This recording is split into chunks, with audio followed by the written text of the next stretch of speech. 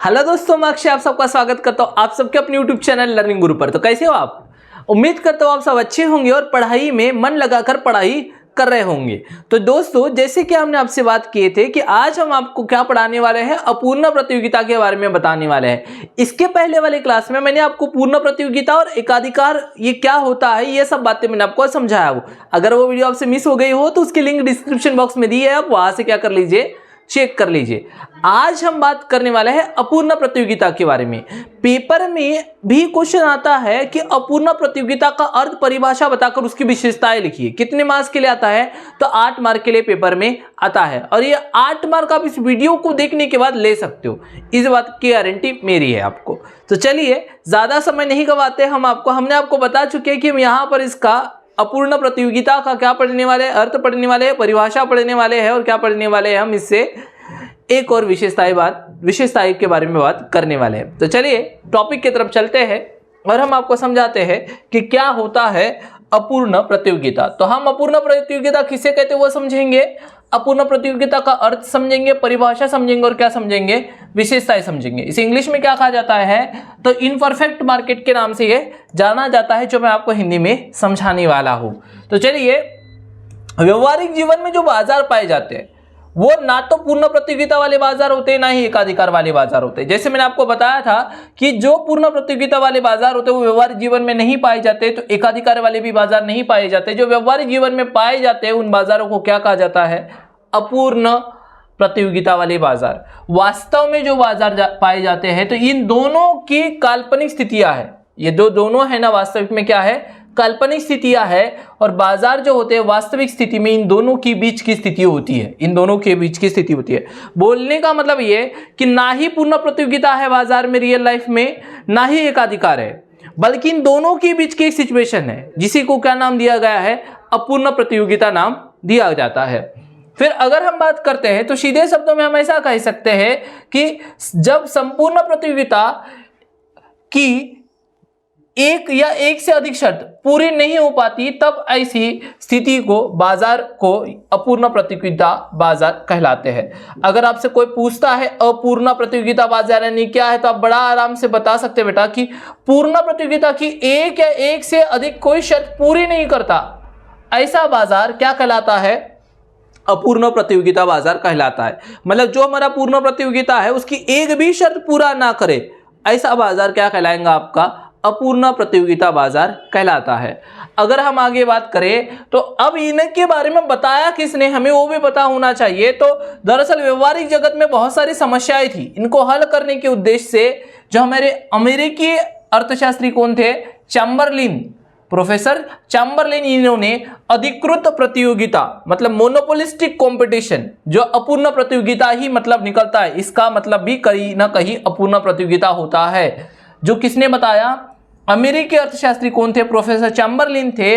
और जो Shrimati John Robinson थी, श्रीमती जॉन रॉबिन्सन, इन्होंने अपूर्ण प्रतियोगिता इन विचारधाराओं को क्या किया है? प्रस्तुत किया है। देखिए कॉन्सेप्ट दोनों का एक ही था। जो प्रोफेसर चैम्बरलिन की बातें थी और जॉन रॉबिन्सन की बातें थी, उनके कॉन्सेप्ट सेम थे लेकिन नाम इन्होंने अलग अलग रखा था। प्रोफेसर चैम्बरलिन ने बोला था एकाधिकृत प्रतियोगिता और श्रीमती जॉन रॉबिन्सन ने कहा था अपूर्ण प्रतियोगिता। इन विचारधाराओं को प्रस्तुत किया।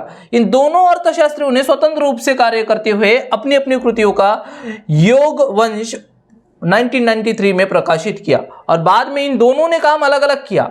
अमेरिकी अर्थशास्त्री ने अलग से काम किया और जो हमारे श्रीमती जॉन रॉबिन्सन थी इन्होंने काम अलग से किया और बाद में इन्होंने 1993 में एक लेख प्रकाशित किया जो संयोग वंश था। मतलब दोनों क्या था? सेम ही इन्होंने काम अपने कृतियां डाल दिया, मतलब दोनों को इन्होंने मिला के लोगों के सामने रख दिया। तो ये चीजें याद रखना कि किसने क्या बात कही थी। तो जो प्रोफेसर चैम्बरलिन थी उन्होंने किसके बारे में बताया था? एकाधिकृत प्रतियोगिता के बारे में। और श्रीमती जॉन रॉबिन्सन ने किसके बारे में बताया था? अपूर्ण प्रतियोगिता के बारे में बताया था। और बाद में ये 1993 में क्या हुआ है?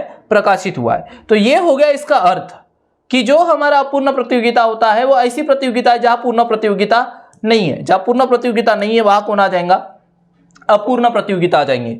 रियल लाइफ में पूर्ण प्रतियोगिता वाले बाजार नहीं होते और एकाधिकार वाले बाजार भी नहीं होते। जो रियल लाइफ में बाजार होते हैं वो कौन से होते हैं? अपूर्ण प्रतियोगिता वाले बाजार होते हैं। और इन अर्थशास्त्रियों ने इसके बारे में सबसे पहले बात कही और लोगों को इसके बारे में बताया। अब हम बात करते हैं किसके बारे में, तो हम बात करते हैं वास्तविक जगत के लिए अपूर्ण प्रतियोगिता या प्रोफेसर चैम्बरलिन का एकाधिकारी प्रतियोगिता को स्वीकार किया और वास्तविक जगत ने माना कि हाँ सही बात है, जो अपूर्ण प्रतियोगिता है या चैम्बरलिन की एकाधिकारी युक्त या एकाधिकारी प्रतियोगिता है, इसका क्या किया है, लोगों ने स्वीकार किया और बोले कि जो पूर्ण प्रतियोगिता है, जो पूर्ण प्रतियोगिता है और एकाधिकार है, वो पूर्णतः काल्पनिक है, ये रियल लाइफ में देखा नहीं जाता। जो व्यवहार में जो बाजार पाया जाता है वो कौन सा होता है, महत्वपूर्ण जो बाजार होता है वो क्या होता है, हमारा अपूर्ण प्रतियोगिता वाले बाजार होते हैं। तो ये चीज लोगों ने भी एक्सेप्ट कर लिए। तो ये हो गया इसका इंट्रोडक्शन। अभी हम बात करते हैं किसके बारे में, इसके परिभाषाओं के बारे में कि इसकी परिभाषाएं क्या दी गई है। तो इसकी परिभाषाओं में हमारे पास 3 से 4 परिभाषा हमने रखे हैं ताकि हम आपको इसका मतलब क्या कर सके, समझा सके। पर मेन चीज आपको वही मुद्दा याद रखना है। क्या मुद्दा याद रखना है, तो इसके अंदर क्या आता है, तो जो बातें पूर्ण प्रतियोगिता के अंदर नहीं आती, जो बातें पूर्ण प्रतियोगिता के अंदर नहीं आती, वही बातें कहाँ आती है, अपूर्ण प्रतियोगिता के अंदर आती है। वो जैसे ही यहाँ प्रोफेसर किसने कहा, लेनर ने कहा है, इन्होंने क्या कहा है, अपूर्ण प्रतियोगिता तब पाई जाती है जब एक विक्रेता अपनी वस्तु के लिए गिरती हुई मांग रेखा का सामना करता है। ठीक है, ये याद रखना। अपूर्ण प्रतियोगिता किसे कहा जाता है, जब एक विक्रेता अपनी वस्तु की गिरती हुई मांग रेखा का क्या करता है, सामना करता है। देखो कोई भी परिभाषा हुई उसको जैसे के वैसे लिखना जरूरी होता है, जैसा है वैसा ही आपको लिखना पड़ेगा। तो ये याद रखना कि इन्होंने क्या कहा था कि एक विक्रेता जब वस्तु की गिरती हुई मांग रेखा का सामना करता है तो उसे क्या कहा जाता है, अपूर्ण प्रतियोगिता कहा जाता है। जे.के. मेहता के अनुसार इनका क्या बोलना था, तो ये बोलते हैं कि विनिमय की प्रत्येक दशा अपूर्ण एकाधिकार की दशा होती है। इन्होंने क्या कहा, जो विनिमय है उसकी कौन सी दशा, प्रत्येक दशा क्या कहलाती है, अपूर्ण एकाधिकार की दशा कहलाती है। अपूर्ण एकाधिकार दूसरे दृष्टिकोण से अपूर्ण प्रतियोगिता ही है। और इन्होंने कहा कि जो अपूर्ण एकाधिकार है वही दूसरे शब्दों में क्या है, अपूर्ण प्रतियोगिता है। इन्होंने पहले क्या कहा, विनिमय की प्रत्येक दशा अपूर्ण एकाधिकार कहलाती है और अपूर्ण एकाधिकार को ही दूसरे दृष्टिकोण से क्या कहा है इन्होंने, अपूर्ण प्रतियोगिता कहा है। तो इन्होंने कहा है ऐसी प्रत्येक दशा जो एकाधिकारी प्रतियोगिता के तत्वों को क्या होती है, मिश्रण होती है। तो मेन मुद्दा यह है कि जे.के. मेहता ने कैसे परिभाषित किया है, तो विनिमय की प्रत्येक दशा, क्या बोला है, विनिमय की प्रत्येक दशा अपूर्ण एकाधिकार की क्या कहलाती है, दशा कहलाती है। और अपूर्ण एकाधिकारी दूसरे दृष्टिकोण से क्या कहलाता है, अपूर्ण प्रतियोगिता कहलाता है। तो ये आपकी पहली परिभाषा हो गई और ये आपकी कौन सी परिभाषा हो गई, परिभाषा नंबर 2। पेपर में कभी भी अगर कोई क्वेश्चन आता है तो कम से कम उसके लिए कितनी परिभाषा लिखना जरूरी होता है, 2 परिभाषा लिखना जरूरी होता है। तो आप ये 2 छोटे परिभाषाओं को क्या कर सकते हो, आप आराम से याद रखकर अपने पास रख सकते हो। एक और परिभाषा है जो हम आपको बता देते हैं, जो हमारे चाइल्ड थे, इन्होंने हमें बताया है, प्रोफेसर चाइल्ड ने, फेयरचाइल्ड ने क्या बताया है इन्होंने, तो इन्होंने बोला कि यदि बाजार अच्छे ढंग से आयोजित नहीं है, यदि बाजार अच्छे ढंग से आयोजित नहीं है, यदि क्रेता और विक्रेता को एक दूसरे से आने में कठिनाई है, संपर्क में आने में कठिनाई है, क्या बोला है फेयरचाइल्ड ने, तो इन्होंने बोला कि यदि बाजार अच्छे ढंग से आयोजित नहीं है, यदि क्रेता और विक्रेता को एक दूसरे से संपर्क आने में कठिनाई है, यदि वे दूसरों द्वारा खरीदी गई वस्तुओं की कीमत की तुलना करने में असमर्थ है, दूसरों द्वारा खरीदी गई वस्तु की तुलना करने में असमर्थ है, तो ऐसी चीजों को क्या कहा जाता है, अपूर्ण प्रतियोगिता कहा जाता है। इन्होंने 3 बातों के बारे में जिक्र किया है बेटा, वो आप याद रखना, ठीक है। अगर ये परिभाषा लिखते हो तो इन्होंने 3 बातें बोला है।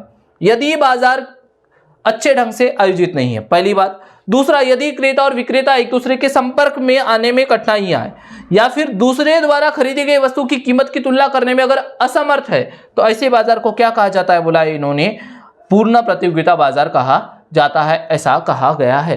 तो ये बात आपको समझ में आ गए होंगे।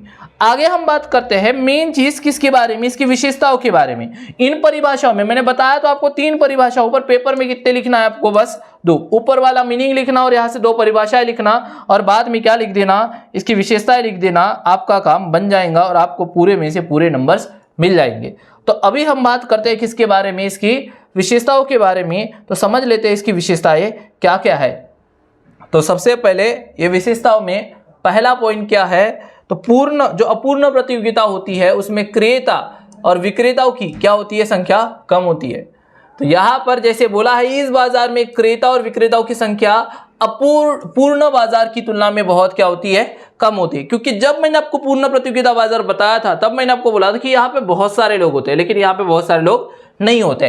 फिर बोला है क्रेता और विक्रेताओं की संख्या सीमित होने के कारण कोई भी फर्म कीमत को प्रभावित करने में सक्षम नहीं होती, या खरीदने वाले लोग और बेचने वाले लोग दोनों ही क्या होते हैं, कम होते हैं। इसलिए कोई फर्म इसकी कीमत को निश्चित करने में प्रभावित नहीं कर सकता, कोई डिसाइड नहीं कर सकता। तो पूर्ण परिणाम स्वरूप जो बाजार होता है अपूर्ण प्रतियोगिता बाजार कहलाता है। मतलब उस बाजार को क्या कहा जाता है, अपूर्ण बाजार, अपूर्ण प्रतियोगिता बाजार कहा जाता है। तो बोलने का मतलब पहली विशेषता यह है कि क्रेता और विक्रेताओं की संख्या क्या होती है, इसमें कम होती है। दूसरी बात यह कि क्रेता और विक्रेताओं की अज्ञानता क्या है, दूसरी विशेषता इसकी, क्रेता और विक्रेताओं की अज्ञानता। इस बाजार की मान्यता है कि जब कोई भी वस्तु का अगर संपूर्ण ज्ञान नहीं होता, जब क्रेता और विक्रेता को बाजार में वस्तु की स्थिति का संपूर्ण ज्ञान नहीं है, अर्थात उन्हें बाजार की वास्तविक कीमतों का ज्ञान नहीं होता, तब उसे क्या कहा जाता है, तब अपूर्ण प्रतियोगिता जन्म लेती है। मतलब क्रेता और विक्रेता को यह नहीं पता होना चाहिए कि कौन सी चीज कहां पर बिक रही है और किस कीमत पर बिक रही है। संपूर्ण ज्ञान नहीं होना चाहिए, ज्ञान होगा तो चलेगा लेकिन संपूर्ण पूरा नहीं पता होना चाहिए कि सामने वाला पर्सन किस भाव पे सामान को बेच रहा है।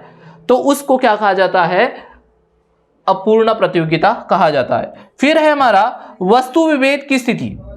अब ये वस्तु विभेद क्या मतलब होता है, तो एक होता है कीमत विभेद और एक होता है वस्तु विभेद। ये दोनों टर्म्स को समझ लो आप एक थोड़ा सा, एक वस्तु विभेद और एक कौन सा विभेद, कीमत विभेद। मतलब जब सामान अलग अलग हो, वस्तुएं क्या हो, अलग अलग होती है, वस्तुएं क्या हो, अलग अलग होती है, तो उसे कहा जाता है वस्तु विभेद। लेकिन अगर आपकी कीमत अलग अलग है, मतलब आप जो लोगों से कीमत ले रहे हो, क्या ले रहे हो, अलग अलग ले रहे हो, तो उसे कहा जाता है कीमत विभेद या मूल्य विभेद। क्या कहा जाता है उसे, मूल्य विभेद। जब मेरे पास अलग अलग तरीके का सामान है तो कौन सा विभेद, वस्तु विभेद। लेकिन मैंने एक सामान को आपको 10 रुपए में बेचा और आपके दोस्त को 20 रुपए में बेचा, तो एक कौन सा विभेद हुआ, या कीमत अलग अलग हो गई, आपके लिए 10 आपके दोस्त के लिए 20, तो ये क्या हो गया, मूल्य विभेद। तो यही चीज बोलते हैं कि यहां पर वस्तु विभेद की स्थिति होती है। अपूर्ण प्रतियोगिता की वस्तु की गुणों में क्या होता है, अंतर होने के कारण उत्पन्न होती है।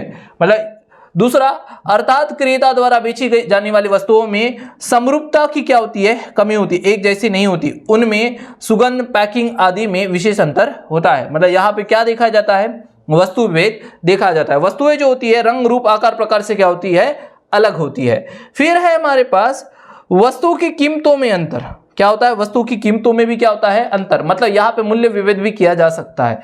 मूल्य, अब वस्तु की कीमतों में अंतर क्या हुआ, तो वो समझो कि अपूर्ण प्रतियोगिता बाजार में समान गुण वाली वस्तु का अंतर देखा जाता है। मतलब इसमें भी अंतर होता है। जैसे कि विज्ञापन और विशेष प्रचार के कारण क्रेताओं के बीच उन वस्तुओं के प्रति आकर्षण पैदा होता है और उससे क्या होता है, मूल्य में अंतर करने में सफलता होती है और क्रेता उसकी ऊंची कीमत वसूल करते हैं। जैसे देखो, इस पेन के बारे में बात करते हैं। किसके बारे में बात करते हैं, इस पेन के बारे में। इस पेन के बारे में मैंने बहुत प्रमोशन किया हो, सबको पता हो ये पेन बहुत अच्छी लिखती है, तो मैं इसकी कीमत क्या लूंगा, ज्यादा लूंगा। लेकिन अगर कोई ऐसी इससे छोटी पेन है जिसका मैंने प्रमोशन नहीं किया हो, मतलब जिसके ऊपर मैंने खर्चा नहीं किया हो, तो मैं उसकी कीमत क्या लूंगा, कम लूंगा।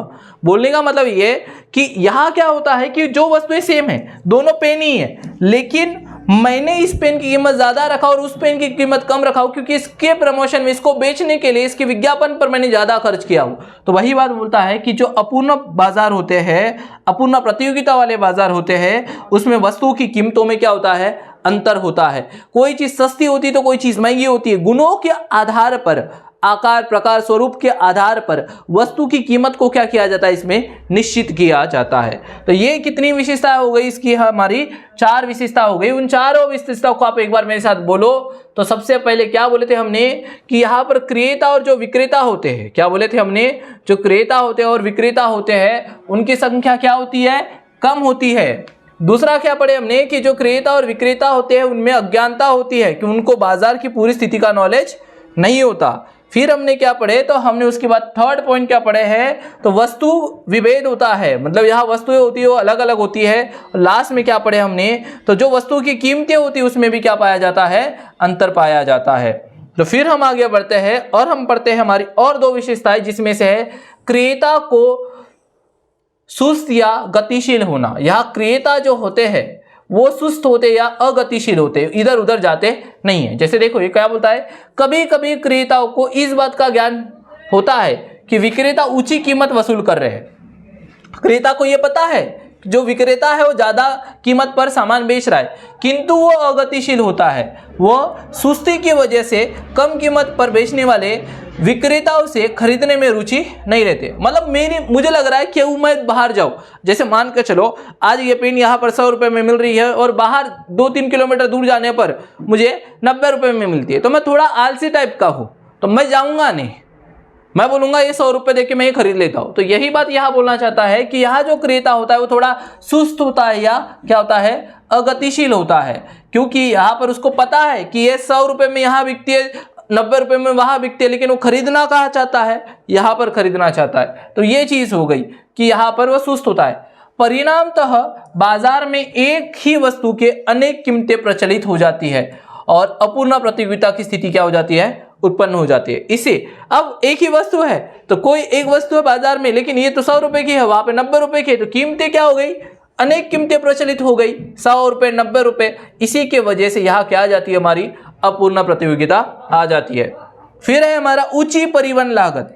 ऊंची परिवहन लागत का मतलब क्या है, तो यहाँ जो कीमतें में खर्च होता है, मतलब सामान को लाने और ले जाने में जो पैसा लगता है वो क्या होता है, ज्यादा होता है। कहाँ पर, अपूर्ण प्रतियोगिता में। बाजार में यदि वस्तुओं का विभिन्न स्थानों पर लाने और ले जाने का ज्यादा लागत लगती है, तो ऐसी स्थिति में विभिन्न वस्तु स्थानों पर उन वस्तुओं की कीमतों में अंतर आने लगता है। जैसे कि सिंपल, अगर दूर से कोई सामान बुलाऊंगा तो उसकी कीमत क्या होंगी, ज्यादा होंगी, और पास से सामान बुलाऊंगा तो उसकी कीमत क्या होंगी, कम होंगी। तो फलस्वरूप विक्रेता क्रेताओं से ऊंची कीमत वसूल करता है। इस तरह अपूर्ण प्रतियोगिता क्या होती है, बाजार में उत्पन्न होती है। बड़ी सिंपल सी बात है, अगर मैंने पास से सामान बुलाया हो तो उसके ऊपर जो मुझे खर्चा लगा है वो कम लगा है, तो उसको मैं क्या करूंगा, सस्ते में बेच डालूंगा। लेकिन अगर सामान मैंने दूर से बुलाया हो तो मेरी परिवहन की लागत जो लगी है वो क्या लगी है, ज्यादा लगी है, तो मैं क्या करूंगा, उसको मैं कम भाव में बेचूंगा।